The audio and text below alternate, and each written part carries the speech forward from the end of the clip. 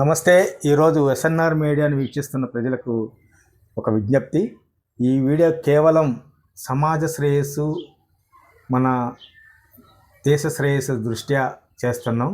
దీనిలోని ఎవరిని ఉద్దేశించి కాదు, ఎవరిని విమర్శ కోసం కాదు. ఇది మన సమాజంలో జరిగే ఈ యొక్క ఎడ్యుకేషన్ పాలసీ గురించి నలుగురికి తెలియాలని ఆశతో ఈ వీడియో చేస్తున్నాం. మీ యొక్క అభిప్రాయాలు కామెంట్ రూపంలో తెలియజేయాల్సింది కోరుకుంటున్నాం. ఈరోజు మన ముందు ప్రముఖ విద్యావేత్త, అడ్వకేట్ అయిన, రాజకీయ నాయకులైన అన్నపరెడ్డి శ్రీనివాస్ గారు మన ముందు ఉన్నారు. నమస్తే సార్. నమస్కారం అండి. ఈరోజు 1947లో మనకి స్వాతంత్రం వచ్చింది. 2047 నాటికి 100 ఇయర్స్ పూర్తయితే సందర్భంగా మన విద్యా వ్యవస్థలో ఎటువంటి మార్పులు వస్తే బాగుంటుంది అనే దాని మీద ఈరోజు మీతోటి చర్చించడానికి మా ఎస్ఎన్ఆర్ మీడియా వచ్చింది. దీని మీద కొన్ని క్వశ్చన్స్కి మీరు మాకు ఇస్తే మా యొక్క వీక్షకులకి మీ యొక్క అమూల్యమైన సమాచారాన్ని అందించడానికి మేము సిద్ధంగా ఉన్నాం. సార్, ఇప్పుడు నాణ్యమైన విద్య కోసం మనందరం తాపత్రయపడుతున్నాం. దానికి ప్రభుత్వాలు కానీ ప్రైవేట్ పరంగా కానీ ఎటువంటి చర్యలు జరుగుతున్నాయి? దాని మీద ఒక చెప్పండి. ముందుగా ఎస్ఎన్ఆర్ మీడియా వీక్షకులకు నా నమస్కారం.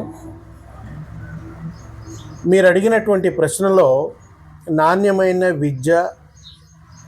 విద్యార్థులకి అందాలి అంటే ఖచ్చితంగా ప్రభుత్వాలు సరైనటువంటి నిర్ణయాలు తీసుకోవాల్సిన అవసరం ఉంది.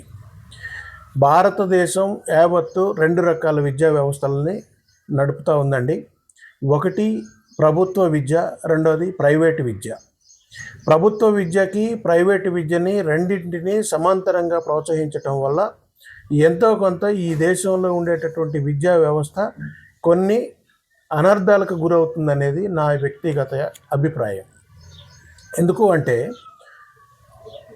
అసలు ప్రైవేటు విద్యా వ్యవస్థ ఏదైతే ఉందో ఆ ప్రైవేటు విద్యా వ్యవస్థని పూర్తిగా ఈ దేశంలో రద్దు చేయాలి. ఇది నా ప్రధానమైనటువంటి ఆలోచన. ఈ ప్రైవేటు విద్యా వ్యవస్థ వల్ల చాలా అనర్థాలు జరుగుతూ ఉన్నాయి. దానికి ఎందుకు కారణం అంటే ప్రభుత్వ బడులలో ఏవైతే ఉన్నాయో, ప్రభుత్వ బడులు ప్రతి గ్రామానికి, ప్రతి ఊరిలో, ప్రతి మండలంలో ఒక 10 పాఠశాలలను ప్రభుత్వం కేటాయించుకొని వాటిలో ఉండేటటువంటి పిల్లలందరినీ కూడా ప్రైవేటు బడులు ఏ రోజైతే లేకుండా చేస్తామో ఆయా స్కూళ్ళల్లో ముఖ్యమంత్రి గారి పిల్లల కాడ నుంచి, మనవరాళ్ళ కాడ నుంచి, ఉన్నత అధికారుల కాడ నుంచి, ఆ విద్యావేత్తల కాడ నుంచి, పేదవారు, ధనికులు అందరి పిల్లలు కూడా ఒకే స్కూల్లో చదవడం వల్ల తారతమ్యం లేకుండా చేయడం వల్ల ఏమవుతుందంటే విద్యా ప్రాధాన్యత పెరుగుతుంది, విద్యలో ఏదైతే పటిష్టత పెరుగుతుంది, దాని మీద పట్టు దొరుకుతుంది. ఇది చేయాల్సిన అవసరం ఉంది ప్రభుత్వాలు. కాబట్టి ఏది ఏమైనప్పటికీ కూడా 100కి 100 పాళ్ళు కూడా ఈ ప్రైవేటు విద్యా వ్యవస్థని పూర్తిగా దీన్ని ఆపాల్సిన అవసరం ప్రభుత్వాలపైన ఉంది అని నేను మీకు స్పష్టంగా చెప్పగలను. అలా చేయగలిగితేనే, అందరినీ ఒకే స్కూల్లో చేర్పించగలిగితేనే ప్రజాస్వామ్యానికి మనుగడ భవిష్యత్తులో ఉంటుందనేది నా యొక్క ఆలోచన. ఎందుకంటే నరసింహారావు గారు ప్రభుత్వ బడుల్లో చదివినటువంటి పిల్లలకి, ప్రైవేటు విద్యాలయాల్లో చదువుతున్నటువంటి పిల్లలకి జ్ఞానంలో కూడా చాలా తేడాలు ఉంటున్నాయి. ఇవన్నిటిని కూడా ఆలోచన చేయాలంటే చాలా విచిత్రమైనటువంటి, వింతైనటువంటి సమాధానాలు వస్తాయి. ఏది ఏమైనప్పటికీ కూడా మన ప్రభుత్వాలు ఖచ్చితంగా 100కి 100 పాళ్ళు కూడా ప్రైవేట్ విద్యా వ్యవస్థని ఆపాల్సిన అవసరం ఉంది అని నేను ఘంటాపథంగా చెప్తున్నా. ఈ ఉన్నతమైనటువంటి విద్యలు, ప్రాథమిక విద్య ఏదైతే ఉందో, ఏ దేశ చరిత్ర చూసినా అంటే ఫర్ ఎగ్జాంపుల్ మీకు అభివృద్ధి చెందినటువంటి అగ్రరాజ్యాలు ఈ ప్రపంచంలో ఏవైతే ఉన్నాయో, ఈ 10 అగ్రరాజ్యాలు ఉన్నాయి.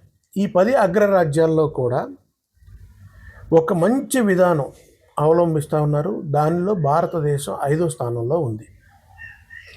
కానీ విద్యా వ్యవస్థలో సంపూర్ణమైనటువంటి మార్పులు తీసుకురాగలిగితే ఈ దేశం కానీ ఈ రాష్ట్రాలు కానీ భారతదేశంలో ఉండే 29 రాష్ట్రాలు కానీ లేదంటే కేంద్రపాలిత ప్రాంతాలైనటువంటి 9 కేంద్ర పాలిత ప్రాంతాల్లో కానీ విద్యా వ్యవస్థని ఖచ్చితంగా సమూలమైనటువంటి మార్పులు తీసుకురాగలిగితే 1947 నుండి ఈనాటికి 76 సంవత్సరాల స్వతంత్ర భారతావనిలో ఇంకా సరైనటువంటి విద్యా ఫలితాలు మనం అందుకోవట్లేదనేది నా యొక్క అభిప్రాయం.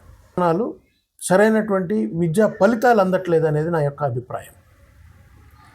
మరి కేంద్ర ప్రభుత్వాలు, రాష్ట్ర ప్రభుత్వాలు కూడా ఏవైతే ఉన్నాయో ఇవి ఈ 2047 అంటే 2047 అనేది ఒక విజన్ పెట్టుకొని ఆనాటికి భారతదేశానికి స్వతంత్రం 100 సంవత్సరాల స్వతంత్ర భారతావని తీర్చిదిద్దాలని కలలుగంటున్నటువంటి దేశ ప్రధాని కానీ, ఆయా రాష్ట్ర ముఖ్యమంత్రులు కానీ, మేధావులు కానీ, ఐఏఎస్లు కానీ, ఐపీఎస్లు కానీ, ఐఆర్ఎస్లు కానీ, ఇటువంటి వాళ్ళందరూ కూడా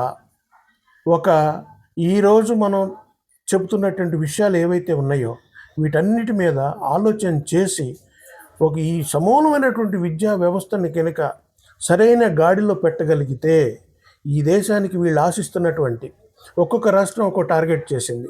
ఇన్ని trillions, 3 trillions 1 billion, 4 trillions 2 billions అని ఒక రాష్ట్రాలు, దేశాలు 10, 15, 16, 17 బిలియన్ డాలర్స్ని మనం సాధించాలని అనుకున్నప్పుడు వీటన్నిటినీ సాధించడానికి ప్రధాన కారణం ఏంటంటే విద్యా వ్యవస్థ.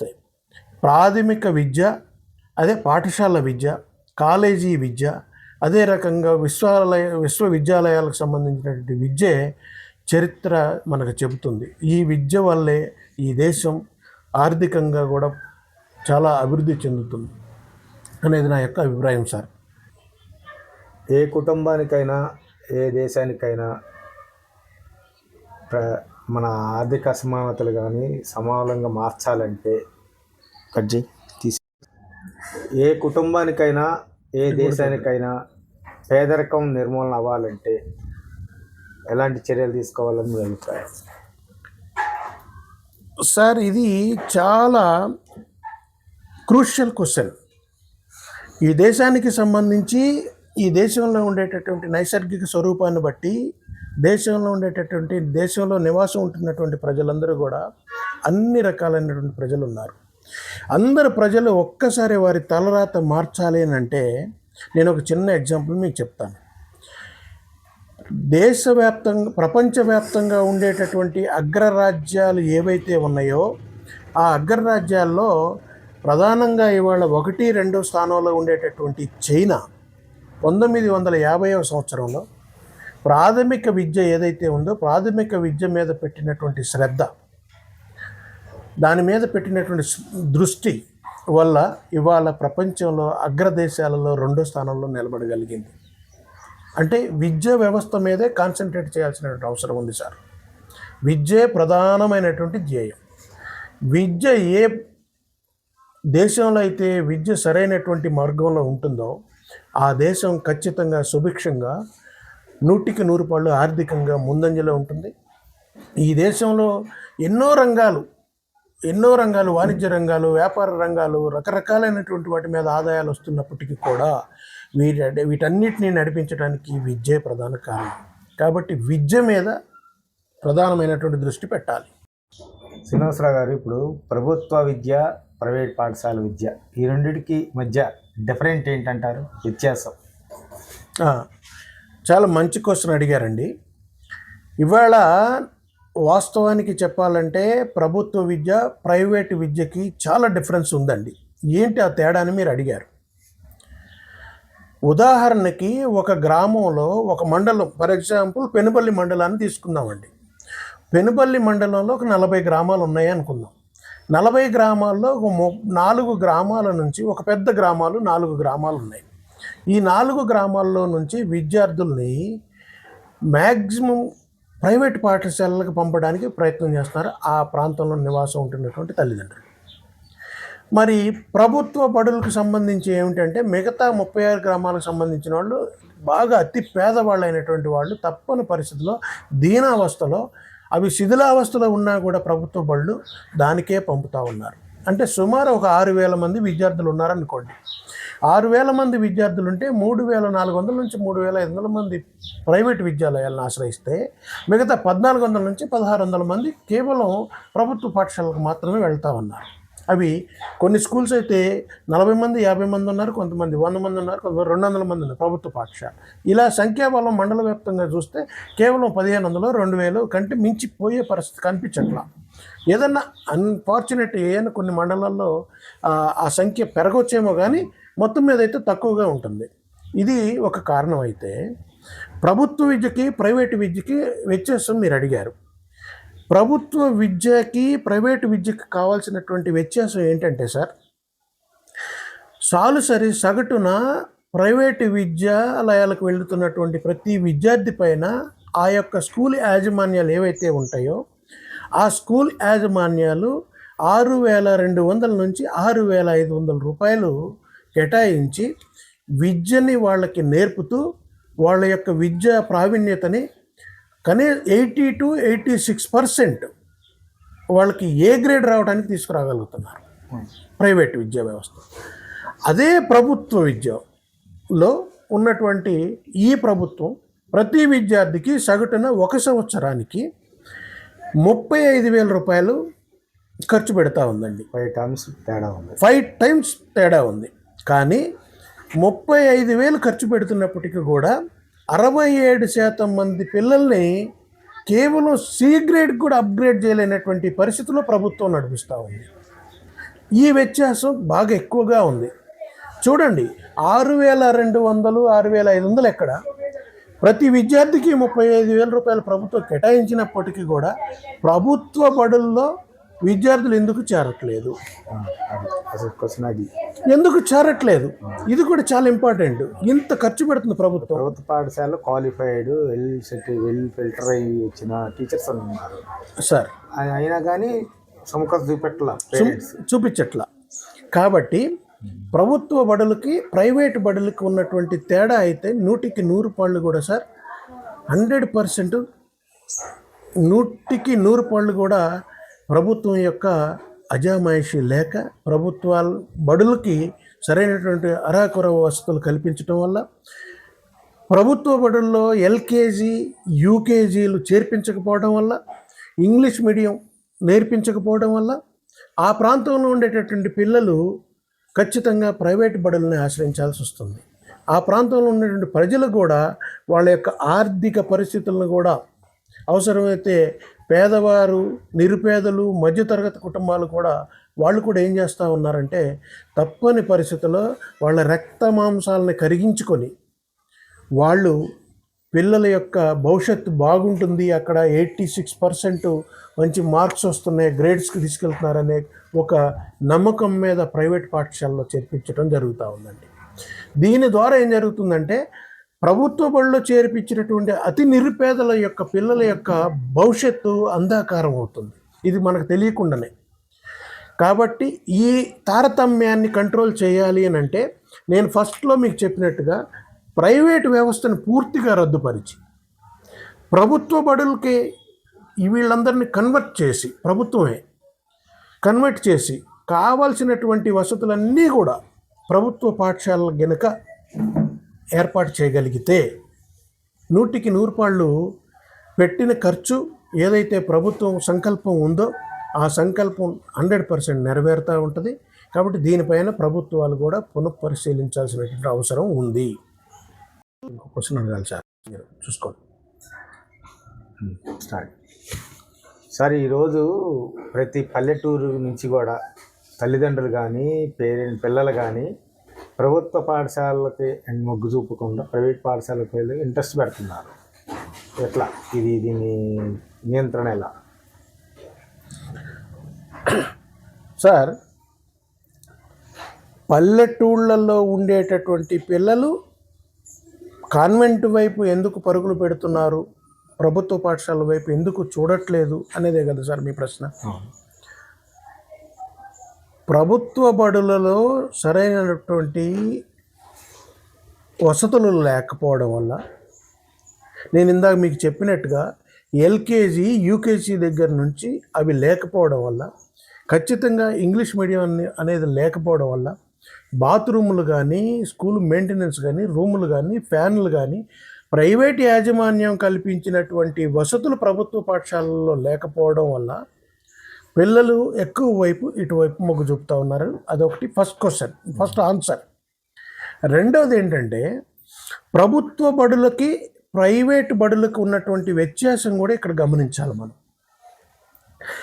ప్రతి ప్రైవేటు వ్యవస్థలో కూడా ప్రతి విద్యార్థికి వేషధారణలో వాళ్ళు చక్కటి నిర్ణయాన్ని తీసుకుంటారు. ఏంటి, ప్రైవేటు బడుల్లో వెళ్ళేటటువంటి పిల్లలు చక్కగా టై పెడతారు, బెల్ట్ పెడతారు, టక్ చేస్తారు, షూ వేస్తారు. అఫీషియల్గా ఏదో ఒక ఆ తల్లిదండ్రులు పిల్లలు అక్కడే ఫీల్ అవుతారు, మా పిల్లలు ఏదో గొప్ప ఉద్యోగానికి వెళ్తున్నారు, గొప్ప ప్రయోజకుడు అయ్యాడు అని ఆ రూపంలోనే ఉండటం వల్ల ఎక్కువ మంది పేదవాళ్ళు పిల్లలు కూడా వాళ్ళ రక్త మాంసాలను కరిగించుకొనైనా సరే ఇవాళ ఈ ఒక్కొక్క పిల్లాడికి స్థానికంగా ఉండేటటువంటి మన మండల పరిధిలో కానీ ఇతర మండలాల్లో కానీ సుమారు 20,000 నుంచి 30,000 రూపాయల వరకు ఫీజులు చెల్లించడానికి కూడా ఎంత కష్టం ఉన్నా భరించడానికి ప్రధాన కారణం ఏంటంటే హావభావాలు, పిల్లల యొక్క రూపాలను మార్చడం, వాళ్ళ యొక్క విధానం చూడటం. సింపుల్గా వ్యాన్ ఎక్కి పిల్లలు బయటకు వెళ్ళి చక్కగా చదువుకొని సాయంత్రం వచ్చేటప్పటికి మా పిల్లలు ఎంతో అనే ఏదైతే ఆశయం ఉందో ఆ ఆశయానికి లోబడి వాళ్ళ యొక్క ఆర్థిక పరిపుష్టిని అట్రాక్ట్ చేస్తున్నారు ప్రైవేట్ వ్యవస్థ.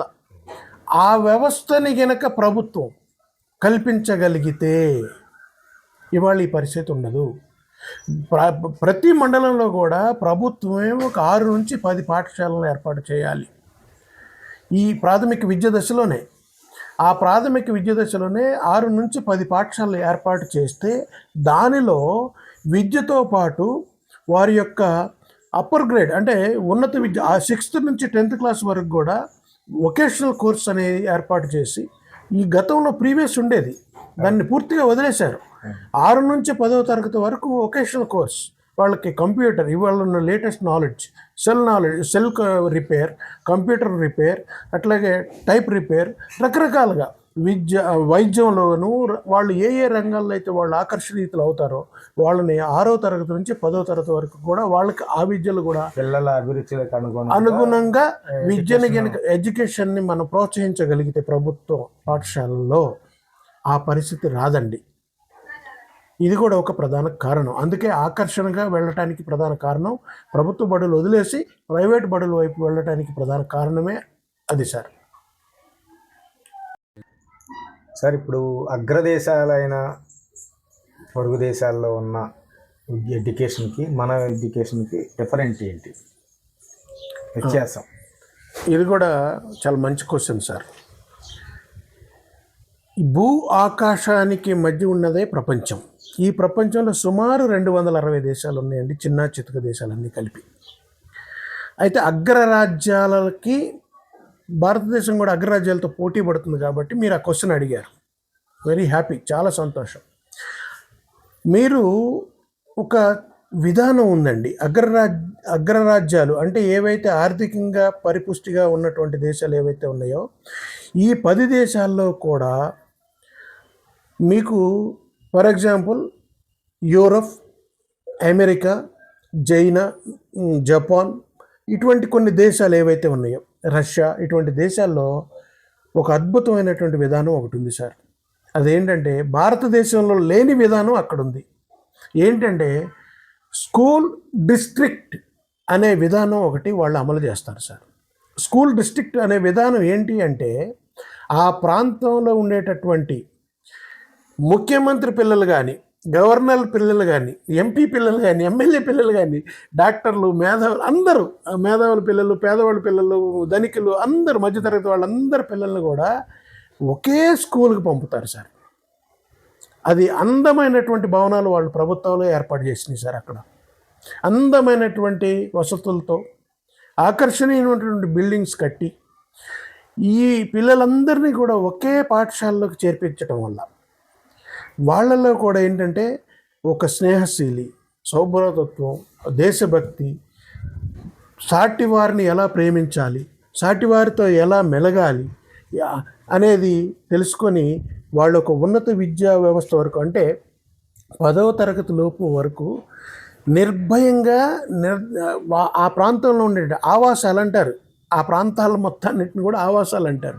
ఆ ఆవాసాల్లో నివసించేటటువంటి అన్ని తరగతుల ప్రజలు కూడా ఖచ్చితంగా ప్రభుత్వ బడుల్లోకే వెళ్ళాలి అనేది వాళ్ళ యొక్క విధానం సార్. ఆ విధానం భారతదేశంలో కొరవడింది, 100కి 100 పళ్ళు భారతదేశంలో కొరవడింది. కాబట్టి స్కూల్ డిస్ట్రిక్ట్ విధానాన్ని కనుక తీసుకురాగలిగితే ఇక్కడ కూడా ప్రభుత్వాలు 100% ఆ దేశాల కంటే కూడా అద్భుతమైన ఫలితాలు సాధించేటటువంటి మేధావులు ఉన్నటువంటి దేశం భారతదేశం సార్. భారతదేశం అంటే ప్రపంచ దేశాలన్నీ కూడా తల వంచి నమస్కరించేటటువంటి సంస్కృతి కలిగినటువంటి ప్రజాస్వామ్యం, లౌకిక ప్రజాస్వామ్యం కలిగినటువంటి దేశం, అతిపెద్ద ప్రజాస్వామ్యం కలిగినటువంటి దేశం భారతదేశం. దీన్ని ఫలితాలు సాధించడానికి ఖచ్చితంగా ఈ విధానాన్ని అమలు చేయాలి సార్. ఇది చాలా ఇంపార్టెంట్. ఇది ఎప్పుడైతే అన్నీ, అంటే ఫర్ ఎగ్జాంపుల్ ముఖ్యమంత్రి పిల్లల దగ్గర నుంచి పేదవాడి పిల్లల వరకు అందరూ కలిసి ఒకే పాఠశాలలోకి వెళితే అక్కడ విద్యా ప్రమాణాలు బాగుపడతాయి, మెరుగుపడతాయి, అక్కడ వసతులన్నీ ఏర్పడతాయి. అక్కడ బోధించేటువంటి ఉపాధ్యాయులు కూడా వాళ్ళు ఏం చేస్తారంటే వాళ్ళకు ఒక పారదర్శకత ఉంటుంది, వాళ్ళకి ఏంటంటే జవాబుదారీతనంగా ఉంటుంది. ఇది కూడా ఇంపార్టెంట్. ప్లస్ రెండోది, విదేశాలకి మనకి ఉన్నటువంటి తేడా ఏంటంటే సార్, విదేశాల అగ్రరాజ్యాలు అనేటువంటి దేశాలు ఏవైతే ఉన్నాయో అక్కడ పేరెంట్స్ని కూడా ఆ స్కూల్లో ఇన్వాల్వ్ చేస్తారండి, భాగస్వామ్యం చేస్తారు. భాగస్వామ్యం చేయడం వల్ల ఏమవుతుందంటే పిల్లల యొక్క భవిష్యత్తు ఎలా ఉంది, బోధించేటటువంటి ఉపాధ్యాయులు కూడా జవాబుదారీతనంగా ఉంటుంది పేరెంట్స్ కమిటీకి. అప్పుడు మనకు తెలియకుండానే కింద స్థాయి నుంచే పిల్లలు ఒక మంచి విద్యా ప్రమాణాలు అలవాటు చేసుకుంటారు, మంచి విద్యా బోధన.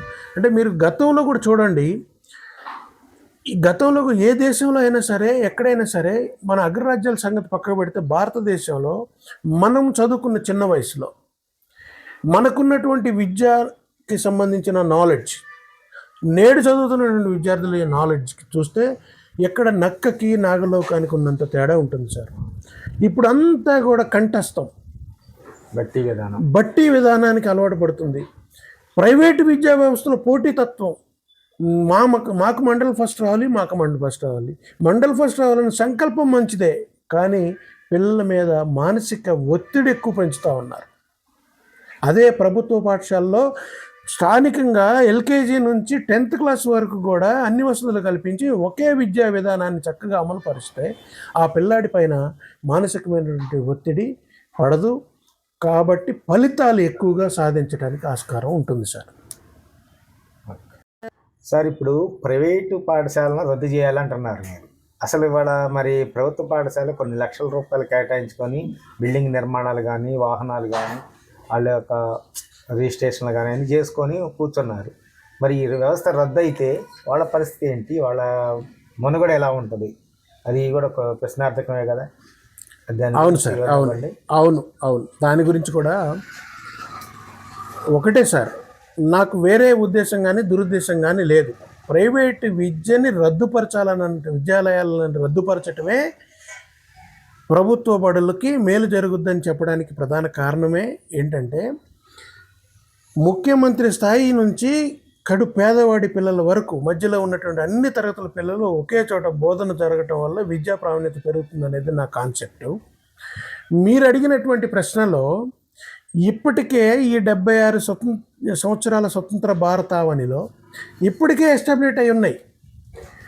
ఈ ఏదైతే ప్రాథమిక విద్య, కళాశాల విద్య, విశ్వవిద్యాలయాలకు సంబంధించినటువంటి విద్య, మరి వీళ్ళందరూ కూడా ఇప్పటికే ఎస్టాబ్లిష్ అయ్యారు. కొన్ని లక్షల కోట్ల రూపాయలు ఇన్వెస్ట్ చేసి బిల్డింగ్స్ కట్టారు, స్టాఫ్ను పెంచారు, పిల్లలను పెంచుతూ ఉన్నారు. అయితే ఒకేసారి సమూలమైనటువంటి మార్పు తీసుకురావాలి అని అంటే ప్రభుత్వం తలుచుకుంటే చేయగలిగింది ఏదీ లేదు సార్, చేయలేంది. ఎందుకంటే అండర్ యూజీసీ కిందకి కనుక వీళ్ళందరినీ తీసుకురాగలిగితే యూజీసీ కింద విశ్వవిద్యాలయాలని కళాశాలను కనుక తీసుకురాగలిగితే వాళ్ళు పూర్తిగా ప్రభుత్వం దీన్ని టేకప్ చేయాలి. గ్రామీణ ప్రాంతాల నుంచి ఉన్నటువంటి ప్రతి పాఠశాల ఇప్పుడు ప్రైవేట్ పాఠశాలలుగా ఎస్టాబ్లిష్ అయినటువంటి వాళ్ళందరినీ కూడా, దాంట్లో పనిచేస్తున్నటువంటి స్టాఫ్ అందరినీ కూడా వాళ్ళకి ఉద్యోగ భద్రత కల్పించి, సబ్జెక్ట్ వైజ్గా వాళ్ళని అక్కడే కేటాయించి వాళ్ళకి ఉద్యోగ భద్రత కల్పించి, ప్రభుత్వం ఎటువంటి చర్యలు తీసుకోవాలో అటువంటి చర్యలన్నిటిని కూడా వీటిపైన చేసి, అది ప్రాథమిక విద్య కానివ్వండి, కళాశాల విద్య కానివ్వండి, విద్యాలయాలు కానివ్వండి, అవి డాక్టర్ రకరకాలైనటువంటి కోర్సెస్ ఉన్నాయి.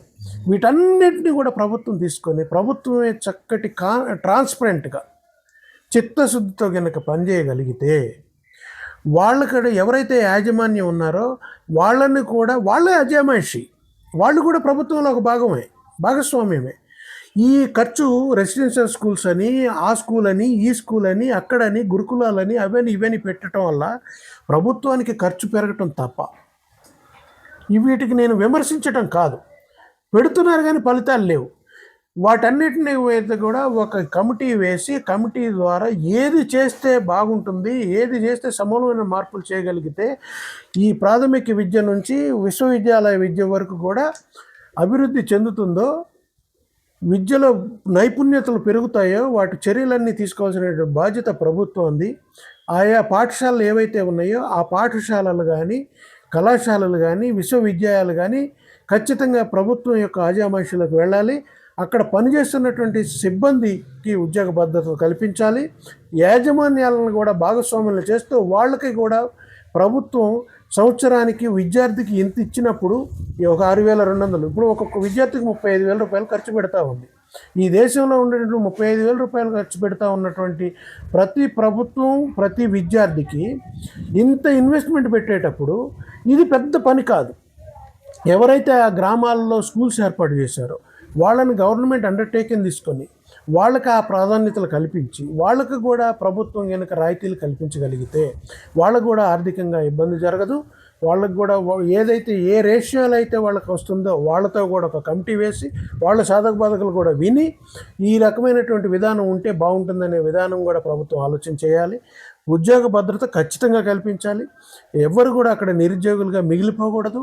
ఈ యాజమాన్యాలు కూడా వాళ్ళకు కూడా ఆర్థిక పరమైనటువంటి విషయాలు ఇవ్వాలి. కన్స్ట్రక్ట్ చేసినటువంటి బిల్డింగ్స్ ఏవైతే ఉంటాయో వాటికి కూడా ప్రభుత్వం నిధులు కేటాయించి వాళ్ళకి ఇవ్వాల్సింది వాళ్ళకి ఇచ్చి వాళ్ళని భాగస్వామ్యం చేసి ఒక మంచి విద్యా విధానం ఏదైతే ఉందో, ఇక్కడ 2 రకాల విద్యా విధానం భారతదేశంలో నడుస్తుంది. ఒకటి ప్రభుత్వ, ప్రైవేటు. కానీ ఒకే ఏక విద్యా విధానాన్ని ఈ భారతదేశంలో తీసుకురావాల్సిన అవసరం ఉంది అనేది నా ప్రధాన ఆశయం, ఆకాంక్ష, కోరిక. సార్, ప్రభుత్వ బడుల్లో నాణ్యమైన విద్య కొరవడిందని మీరు అంటున్నారు. అటువంటి నాణ్యమైన విద్యని పిల్లలకు అందించడానికి ప్రభుత్వం నుంచి ఎటువంటి చర్యలు తీసుకోవాలంటారు? ఇది కూడా చాలామందికి కంఠహేయంగా ఉండేటటువంటి ప్రశ్నే. నేను చెప్పేటప్పుడు కూడా చాలామంది చాలా రకాలుగా విమర్శలు చేయడానికి కూడా ఒక ఛాన్స్ ఉందండి. కానీ ఇక్కడ నేను ఒక చిన్న అప్పీల్ చేస్తున్నా, విజ్ఞులైనటువంటి భారతదేశ మేధావులారా, దయచేసి నేను చెప్పేటటువంటి మాట ఏదైతే ఉందో దీన్ని సద్విమర్శగా తీసుకోండి, సద్వినియోగం చేసుకోండి. ఎందుకంటే నేను ఒక్కడనే మార్పు కావాలి అని అనుకుంటే జరగదు. మార్పు చేయాలి. ఈ దేశం అగ్రరాజ్యంగా ఎదగాలి, ప్రపంచ దేశాల్లో తలెత్తుకుని నిలబడాలి అని అంటే ప్రధానంగా విద్యా వ్యవస్థలో పనిచేస్తున్నటువంటి ఉపాధ్యాయులు కొన్ని పద్ధతులు, కొన్ని విధానాలు మార్చుకోవాల్సినటువంటి అవసరం ఉంది సార్. ఎందుకంటే ప్రభుత్వం బడుల్లో చదువుతున్నటువంటి ఉపాధ్యాయుల పైన, మరి అక్కడ విద్య పైన ఎందుకు కొరవడింది, ప్రభుత్వం ఏం చేయాలి, చర్యలు ఏం తీసుకోవాలని అంటే, ఇవాళ నిజం చెప్పాలంటే సార్, ఇది యథార్థవాది, లోక విరోధి. ఇది గమనించాలి. ప్రభుత్వ బడులలో పనిచేస్తున్నటువంటి ప్రభుత్వ ఉద్యోగస్తులు ఎవరైతే ఉన్నారో వాళ్ళకి జవాబుదారీతనం వీళ్ళు ఎవరికి జవాబుదారీగా ఉండాలి? ప్రభుత్వానికా లేకపోతే ప్రభుత్వమే ప్రభుత్వ ఉద్యోగులకు జవాబుదారీగా ఉందో ఒక విచిత్రమైనటువంటి విద్యా వ్యవస్థ నడుస్తూ ఉంది ఈ దేశంలో. ఎందుకంటే సార్, ఈ ప్రభుత్వ ఉద్యోగులు కూడా రాజకీయ పరంగా ఎన్నో రకాలుగా ఎన్నో యూనియన్స్ ఏర్పాటు చేసుకోవటం జరిగింది. దీనిపైన గవర్నమెంట్ ఉద్యోగం వచ్చిన తర్వాత ఎవరిని కూడా శిక్షించి పక్కకు పెట్టేంత పరిస్థితి లేదు. చేసిన వెంటనే ఒక యూనియన్ భుజాన్ని వేసుకొని ఆ ఉపాధ్యాయుడికి చేసిన తప్పుని నువ్వు చేసింది తప్పు అని ఖండించకుండా రావటం కూడా ఒక మైనసే.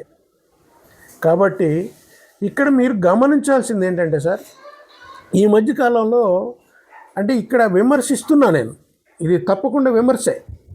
ఈ మధ్యకాలంలో వాట్సాప్లో ఒక వీడియో సర్కిల్ అయింది సార్, ఒక ఫోటో వీడియో సర్కిల్ అయింది. ఏంటంటే అందమైనటువంటి భవనం పక్కన 5,000 నుంచి 20,000 రూపాయల వరకు పనిచేసే ఉపాధ్యాయుడు ఒక ప్రైవేట్ విద్యా వ్యవస్థలో ఉంది. అందమైన బడులు, ఆకర్షణీయమైన బిల్డింగ్స్ ఏర్పాటు చేశారు. అదే రకంగా శిథిలావస్థలో ఉన్నటువంటి పాఠశాలల్లో ఉన్నటువంటి శిథిలావస్థ పాఠశాలకు సంబంధించిన ఫోటో, దానిలో పనిచేస్తున్నటువంటి ఉపాధ్యాయుడు ఎవరైతే ఉంటారో ఆయన అందమైనటువంటి భవనాలు ఆ పరిసర ప్రాంతాల్లో కాకుండా ఎక్కడో మారుమూల ప్రాంతాల్లో జిల్లా హెడ్ క్వార్టర్లలో అందమైనటువంటి బిల్డింగ్స్లో ఉంటారు. ఇక్కడ గమనించాల్సింది ఏంటంటే సార్, ప్రైవేటు విద్యా వ్యవస్థలో పనిచేస్తున్నటువంటి ఉపాధ్యాయుడు 5,000 నుండి 20,000 రూపాయల వరకు తీసుకొని ఆ విద్యార్థి పైన కేర్ తీసుకొని ఆ విద్యార్థికి మంచి డిస్టింక్షన్ రావడానికి ప్రయత్నం చేస్తూ ఉంటే, మరి గౌరవ ప్రభుత్వ ఉద్యోగస్తులు ఎవరైతే ఉన్నారో వాళ్ళు స్టార్టింగ్ 35,000 రూపాయల శాలరీ నుంచి సుమారు 1,20,000 రూపాయల వరకు తీసుకుంటున్నటువంటి ఉపాధ్యాయుడికి మరి ఇన్ని వసతులు కల్పిస్తున్న ప్రభుత్వం ఎందుకు ప్రభుత్వ బడుల్లో పిల్లలకి మంచి మార్కులు రావటం లేదు, మంచి దశకు వెళ్ళట్లేదు అంటే ఇక్కడ ఒక క్వశ్చన్ కూడా మనకు ఉద్భవించవచ్చు. ప్రభుత్వ బడుల్లో చదువుకున్న వాళ్ళు గతంలో ఐఏఎస్లు, ఐపీఎస్లు, ఐఆర్ఎస్లు, మరి దేశ ప్రధానులు, రాష్ట్రపతులు వీళ్ళు కాలేదా అనే ప్రశ్న. అది నేటి విద్యా వ్యవస్థ కాదు, అది నాటి విద్యా వ్యవస్థ. ఆనాడు పనిచేస్తున్నటువంటి ప్రతి పాఠశాలలో, ప్రభుత్వ పాఠశాలే కావచ్చు, అప్పుడు ప్రైవేట్ బడులు తక్కువ, ప్రభుత్వ పాఠశాలల్లోనే బోధించే యొక్క ఉపాధ్యాయులు ఎవరైతే ఉన్నారో ఆ ఉపాధ్యాయులు వాళ్ళు నిష్కల్మషంగా వారికి ఉన్నటువంటి విద్యా నైపుణ్యం మొత్తాన్ని పూర్తిగా పిల్లలకి నేర్పేవాళ్ళు, బాధ్యతగా నేర్పేవాళ్ళు. ఇవాళ రియల్గా చెప్పాలంటే సార్, ఏ ప్రభుత్వ ఉద్యోగి కూడా సంబంధిత మండల కేంద్రాలలో ఎవరు కూడా నివాసం ఉండట్లే. చివరికి పంచాయతీ కార్యదర్శితో సహా ఒక్క అంగన్వాడీ టీచర్స్ తప్ప. మీరు గమనిస్తే ఈ విద్యా వ్యవస్థ మొత్తం మీద కూడా ఒక అంగన్వాడీ వ్యవస్థ బాధ్యత తీసుకుంటుంది సార్. ఎందుకంటే పేరెంట్స్ నిలదీస్తారు. అంగన్వాడీ స్కూల్కి పంపించినటువంటి పిల్లడికి ఏదైనా జరిగితే ఆ టీచర్ ఆ పరిసర ప్రాంతాల్లోనే ఉంటుంది కాబట్టి ఆ పేరెంట్స్ వచ్చి ఆ టీచర్ని మందలిస్తారేమో ఏమన్నా అని భయపడి పిల్లాడి పైన ప్రత్యేకమైన శ్రద్ధ తీసుకుంటా ఉంది. నేను ఇంతసేపు చెప్పిన మీటింగ్ సారాంశం ఇదే సార్. స్థానికంగా బాధ్యతాయుతంగా ప్రభుత్వ ఉద్యోగులు కూడా ఖచ్చితంగా పనిచేస్తే 100కి 100 పాళ్ళు విద్యా ప్రమాణాలు పెరుగుతాయి. ఈ దేశం మానవ వనరుల సృష్టికి ప్రభుత్వాలు ఖచ్చితంగా ఆలోచన చేయాలి. 100కి 100 పాళ్ళు కూడా ప్రభుత్వం ఒక మంచి కమిటీ వేయాలి. సమర్థుడైనటువంటి ఒక విజనరీ పిఎం ఈ దేశానికి ఉన్నారు, ఒక విజనరీ ముఖ్యమంత్రులు ఆయా రాష్ట్రాలకు ఉన్నారు. ఇవాళ మన తెలంగాణ రాష్ట్రానికి వచ్చేటప్పటికి అనుకుంటే సాధించలేనిది ఏదీ లేదని నమ్మేటటువంటి ప్రధాన సిద్ధాంతకర్త అయినటువంటి మనందరి ముఖ్యమంత్రి ప్రీతమ నేత రేవంత్ రెడ్డి గారు అనుకుంటే చేయలేనిదంటూ ఏదీ లేదు సార్. వారి సమక్షంలో ఒక మంచి మేధావులతో కలిపి ఒక కమిటీ వేసి ఆ మార్పు అనేది తెలంగాణలోనే తీసుకొస్తే అప్పుడే 2047వ సంవత్సరానికి సంబంధించి ఏదైతే ఉందో రైజింగ్ తెలంగాణ 2047 అనేది ఉందో అది సాధించడానికి ప్రధాన అంకంగా విద్యా వ్యవస్థని పటిష్టపరచాల్సినటువంటి అవసరం ఉంది.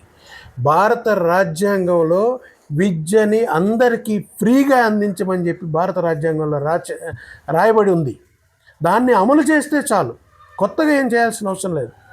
ప్రాథమిక విద్య, పాఠశాల విద్య, అట్లాగే కళాశాల విద్య, విశ్వవిద్యాలయాలకు విద్యలు కూడా ఫ్రీగా మనం ప్రభుత్వాలు కనుక పెడుతున్నటువంటి డబ్బు మొత్తాన్ని పారదర్శకంగా ట్రాన్స్పరెంట్గా ఖర్చు పెట్టి దాని మీద అజామాయిషీ ఉండి దాన్ని ప్రజలను కూడా భాగస్వాములు, తల్లిదండ్రులను కూడా భాగస్వాములను చేయగలిగితే, ఆయా స్థాయిలు ప్రభుత్వానికి చేయగలిగితే, భాగస్వామ్యం తల్లిదండ్రులను కూడా చేయగలిగితే మనం అనుకున్నటువంటి విద్యా ఫలితాలు సాధించడానికి ఈ దేశం 2047 100 సంవత్సరాలకు గాను ఇది అటు కేంద్రం కానీ రాష్ట్రాలు కానీ అన్నీ కూడా దీన్ని ఖచ్చితంగా ఇంప్లిమెంట్ చేయాలనేది నా యొక్క చిన్న ఆశ, నా ఆకాంక్ష.